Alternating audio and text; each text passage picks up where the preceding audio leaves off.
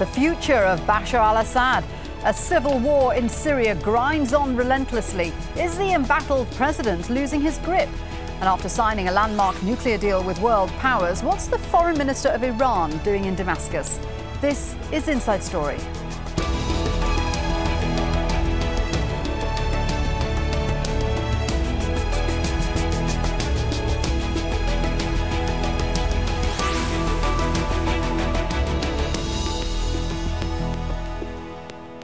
Hello there and welcome to the programme. I'm Shuli Ghosh.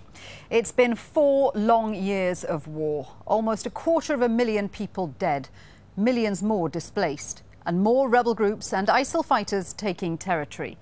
The future of Syria's president, Bashar al-Assad, is increasingly in question. He welcomed Iran's foreign minister to Damascus on Wednesday. The visit of Mohammad Javad Zarif, an ally of the Syrian leadership, follows increased diplomatic efforts. Russia, the United States and several Middle Eastern powers all trying to find a way to end Syria's conflict. Well, control of Syrian territory has changed hands many times over the course of this war. ISIL fighters continue to control large parts of north and eastern Syria, particularly areas near the Iraqi border. Kurdish forces are putting pressure on ISIL, though. They're concentrated in areas near the Turkish border. Forces loyal to Assad still control some of Syria's biggest urban areas, such as the capital, Damascus, Homs, and the coastal Alawite homelands of Latakia and Tartus. But increasingly, it's rebel forces who are making major gains in northwest Syria. After seizing the provincial capital of Idlib, they've put government forces on the defensive. Well, before we bring in our guests, Zaina Hodder sets things up from Beirut. Iran is on a diplomatic offensive. Its foreign minister held talks here in Beirut before traveling to Damascus to meet with the Syrian president, Bashar al-Assad. Iran has said that it has a peace plan. It has a plan to solve the war in Syria.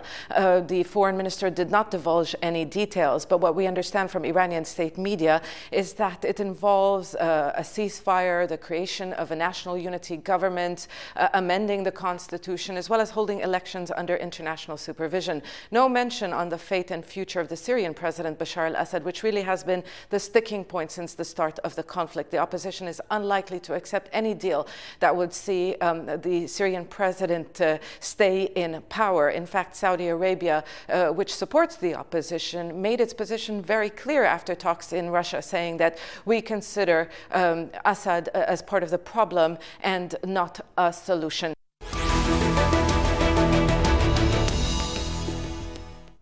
OK, well, let's introduce our guests today. In Orlando, the United States, Radwan Ziada, Executive Director of the Syrian Center for Political and Strategic Studies.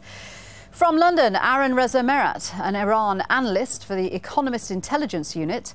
And in Washington, D.C., Christopher Swift from the Center for National Security Law at the University of Virginia. Gentlemen, welcome to the programme. Aaron, let me start with you. The Iranian Foreign Minister, Javad Zarif, says he had a good meeting with Bashar al-Assad, and it's probable that they discussed a possible peace plan. Is that going to be an updated version of the plan Tehran proposed last year? Yes, in 2014. As you alluded to, Tehran put together a 4-point plan, and I have a feeling it's going to be much the same. The only difference will be that the West will be more open-minded to it, because there was an active policy of marginalising Iran during the ongoing nuclear negotiations to not give them too much leverage, because Iran was such a key player in the Syrian civil war. Now that the nuclear negotiations have reached a conclusion with a comprehensive deal over Iran's nuclear stocks in exchange for sanctions relief, it seems like their 4-point plan will actually be listened to this time. Will it? Because, you know, the problem with this plan has always been that it includes Assad and his regime, and that has been a major sticking point. In the previous plan, yes. However, things on the ground have changed. Assad, as you mentioned in your previous clip, has lost a lot of ground in the previous months, and from my perspective, Iran will support Assad until Iran does not support Assad. Iran is not wedded to the idea of Assad being in power because they have any particular personal connection to him. It's just that they want to see a post-war Syria which is still in Iran's interests and not in the interests of the West. So I don't think they're going to hold. It's not. I don't think that the deal would be levered on Assad staying. I think Iran has a more longer-term strategic objective. Yeah, that's really interesting. Christopher, that. Do you agree with that? That Iran is now potentially more flexible over whether President Bashar al-Assad is part of any peace deal as part of a national unity government? Well, not just Iran, but Moscow as well, which is to say the Iranians' priority here is a stabilized Syria or a stabilizing Syria. That's not as much of a haven for ISIS as it has been in the past, whereas Moscow's relationship with the Assad regime has started to deteriorate in recent months, such that they have a great interest in many of the same things that Iran seeks in Syria, but they don't necessarily have a great interest in backing the Assad regime any longer. So one of the interesting questions that we have now is, who is Saudi Arabia going to use to negotiate with Assad? Will it be a negotiation through Tehran, which is extremely unlikely, or will they continue to use Moscow as their interlocutor, going back and forth between the Syrian government and themselves in Riyadh? So is it now unavoidable that Iran is going to play a key role, or Iran will be allowed to play a key role in ending this conflict? Well, it's unavoidable for a couple of reasons. The first is Iran is the primary sponsor of the Assad regime, whether it's financially, whether it's in terms of intelligence, whether it's in terms of direct material support or indirect military support through their allies in Hezbollah. It's unrealistic to think that the Iranians, after being so deeply invested in the regime and in an outcome in Syria, would suddenly walk away from that. What will be interesting to see in the coming weeks and months will be the extent to which the West is willing to accommodate the fact that Iran is going to be a player in this process. I don't see how the Alawi community inside Syria would be willing to stand down and transition into some sort of shared government unless they felt that they had sufficient backing from their allies outside Syria. Again, remember, for the Alawi community, or at least for certain segments of it that are closely tied to the regime, there's the notion that this is an existential conflict for them, not just a civil conflict, and having Iranian involvement in a transition process is probably going to be necessary, even if it may be distasteful to the West. And Radwan, it might be distasteful to Syrian rebel fighters, mightn't it, to have Iran as a key player in negotiating any kind of peace. Certainly for the Sunni fighters on the ground, they are not going to welcome any interference by Iran. I think Iran has zero credibility for any negotiation in Syria, and unlikely for Iran to be accepted among the Syrian opposition or among even the armed Syrian opposition. Iran now moved into actually indirect support to the Assad government and Assad militias.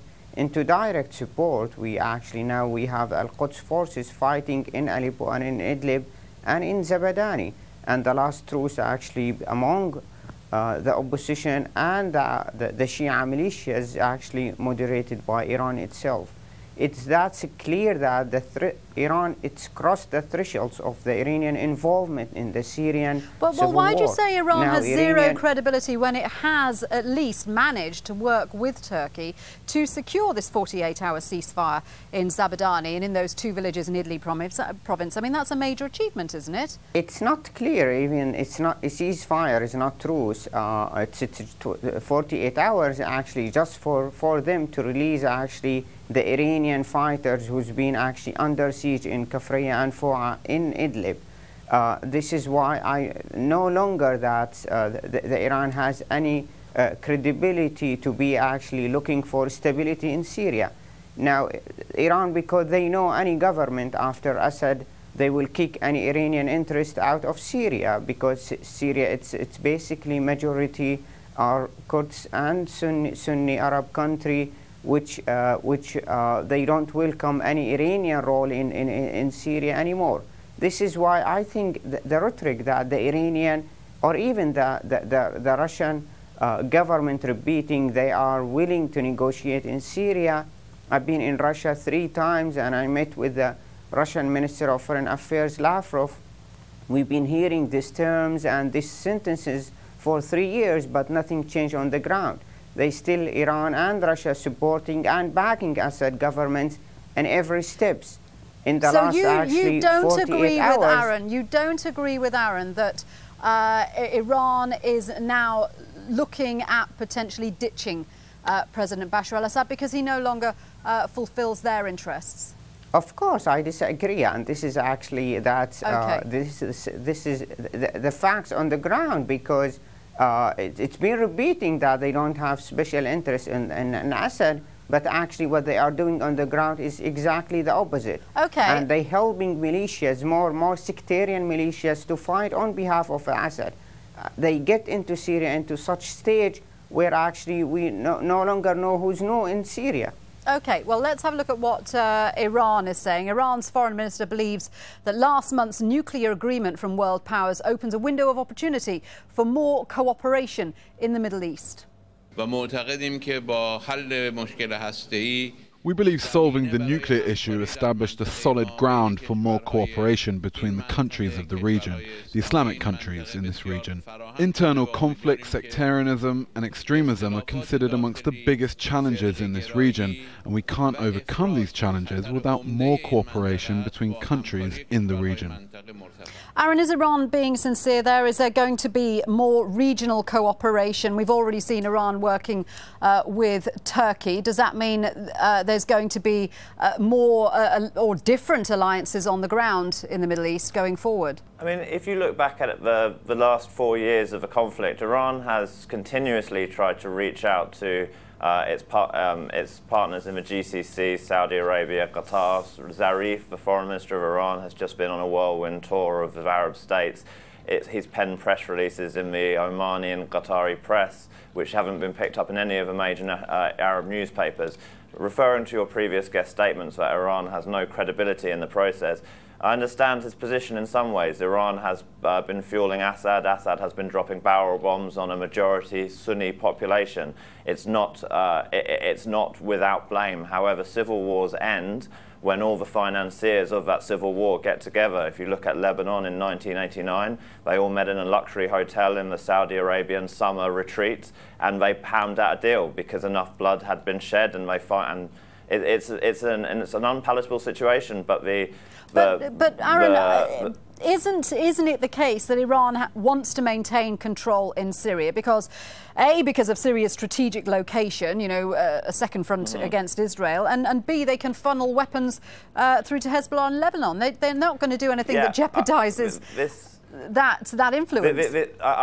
I do believe that is part of their strategic thinking, but I think that a much larger part of their strategic thinking is to have is to stem the violence in Syria. I can understand they need strategic depth against Israel, and that's what Hezbollah is for. The land corridor thing, I've never really bought. Like, they have a lot of air corridors to Lebanon which they could use. I think really the one major factor in the Iranian calculation is to stem the violence, because Sunni jihadism is affecting Iran now in Iraq, near its border with Iraq, and also in Baluchistan. Like Iranian border patrolmen are kidnapped. One was killed last year. They understand that you can't play with fire. The fitneh, the split between Sunni and Shia, is out of control, and Iran now sees it as a strategic imperative to bring it under control. I can see Christopher nodding in agreement there. So, Christopher, you agree that for Iran, the situation in Syria is a national security issue for them? Well, not just for Iran, but for everyone who's at the table, be it the Russians, the United States, the Europeans, the Saudis. Look, we've got to distinguish here between positions and interests. Positions are the positions you take in order to get your group on top in the final outcome of this particular conflict. But the interest that everyone shares in the region is a stemming of the violence and a better effort to contain ISIS. If you look at the Iranian foreign minister's statement, when he talks about extremism and sectarianism and these challenges, what he's really referring to very plainly is ISIS. And the concern here is not just that, you know, the Iranians might lose their strategic position vis-a-vis Syria. It's that the region itself might lose any modicum of stability if ISIS is able to remain and expand. Well, let me play devil's advocate just for a second, Christopher. Let me just play devil's advocate, because Iran has managed to prop up the Assad regime.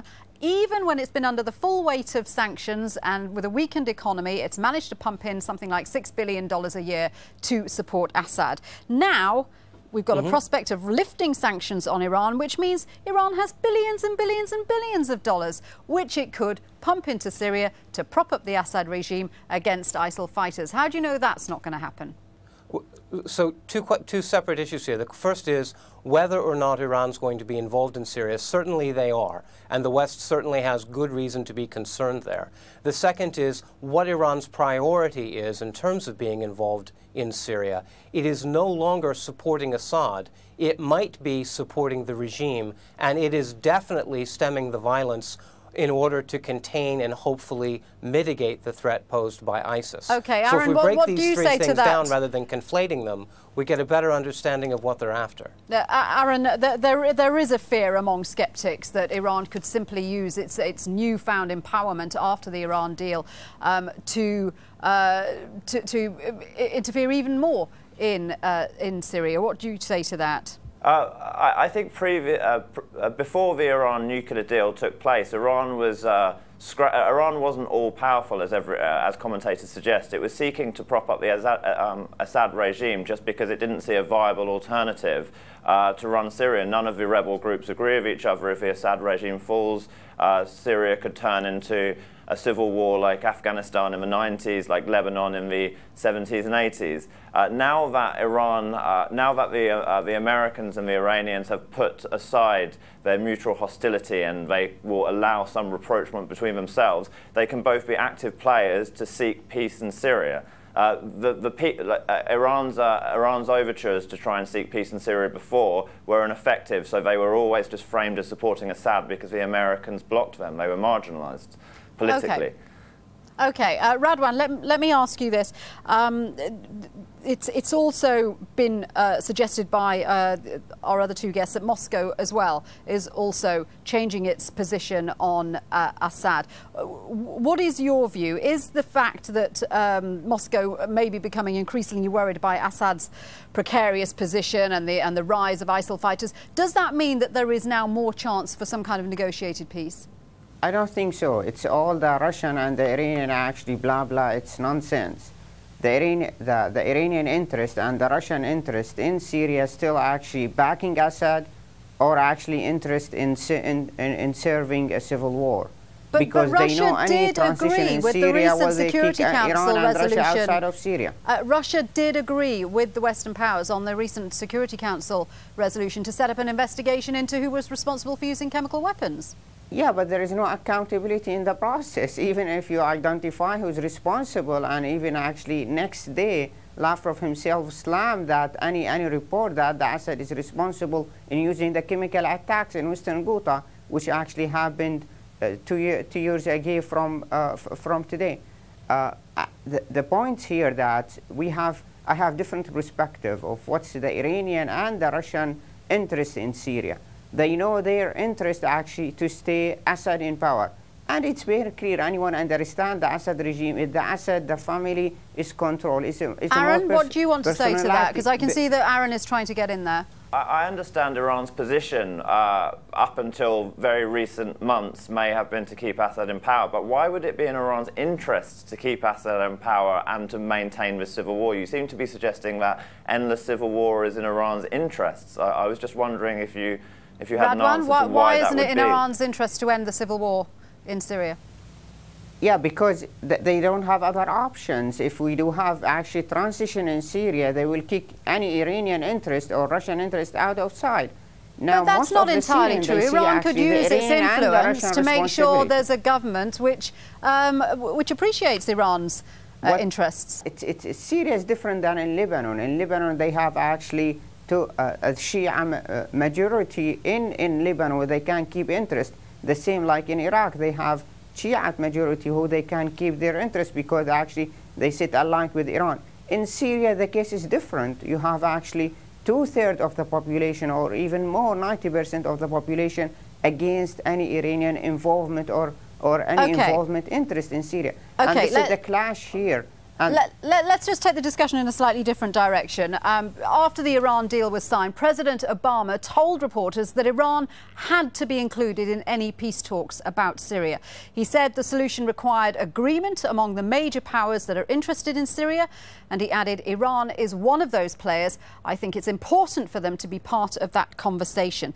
Christopher, that is a change in US policy, isn't it? Because previously the US wanted Tehran excluded from talks. That's right, and the reason why is because we didn't want a linkage between the nuclear negotiations that were happening in Geneva and the discussions we were having with Iran on places on their intervention in places like Syria and Yemen and Iraq to a lesser degree.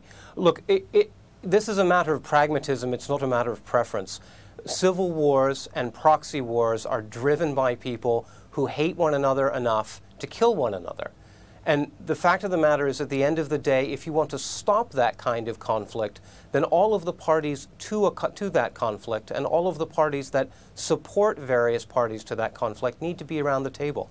I share other major players about the Iranians and the Russians. You mentioned Saudi Arabia. How is Saudi Arabia going to play into this? Because we've seen the Russians speaking to Saudi Arabia about this, haven't we? That's right.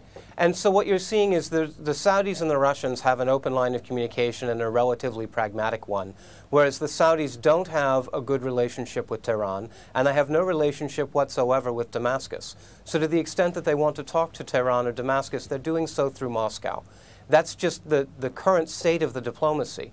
Look, all of these players need to be at the table, regardless of whether they like one another or not. This isn't about who wins. This is about preventing further losses by allowing this war to go into a fifth year and allowing an adversary to all of the parties, ISIS, to gain greater credibility and greater traction in the region. Aaron, this isn't a matter of what we prefer, it's a matter of what we need. Aaron, can I ask you, when the Iranian Foreign Minister talks about cooperation, regional cooperation, does that extend to Saudi Arabia? There are elements within the Iranian system which has maintained that they must cooperate with Saudi Arabia for a long time. Obviously, the hardliners are not among these, but Rafsanjani, the previous president of Iran, he has a deep personal long-term connection with a lot of sheikhs in Saudi Arabia, and I think, rationally speaking, Iran recognizes that Saudi Arabia is a huge power with a huge military. They outspend the Iranians by 8 times. They're allies with America.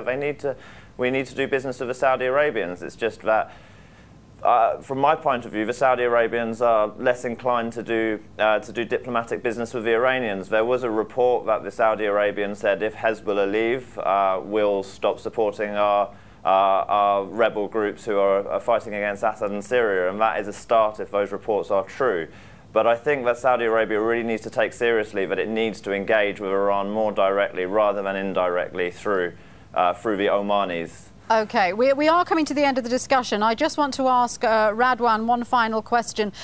Given that President Assad's war isn't going at all well for him now, and that he only controls some 25% of Syria, and we have had this different cooperation on the ground, do you think that there is increasing pressure on President Assad to go, and that we could see some kind of negotiated deal at some point in the future? My personal view that the Assad will fight to the end, even actually to the end of his Alawite family, and this is unfortunate. We see that it's Assad character. It's exactly like Hitler, where actually all the Allies' power besiege Berlin, the downtown of Berlin, and he still believes that he can win the war. The same Assad, he believes that he still can win the war. Despite of his losing control of 74% of the country. He never cared about the country or about the people. Now Syria, it's one of the largest humanitarian crises, and I don't see even Syria needs at least 20 or 30 years for reconstruction of the rebuilding the society that has been broken by the Assad Assad policies. This is why it's unfortunate that otherwise, if there is no exactly huge pressure from the international community to at least for the Assad to consider other option, I don't think that he will accept any negotiation with the opposition. Gentlemen, it's been a very interesting discussion. Thank you very much indeed for joining me here on Inside Story. In Orlando, Radwan Ziada; from London, Aaron Reza Merat; and in Washington, D.C., Christopher Swift. Thank you for watching. We would like to hear from you. You can get in touch by going to our programme page at aljazeera.com, or you can post your comments on facebook.com/AJ Inside Story, or you can tweet us at AJ Inside Story. From me, Shuli Ghosh, and the whole team here, goodbye for now.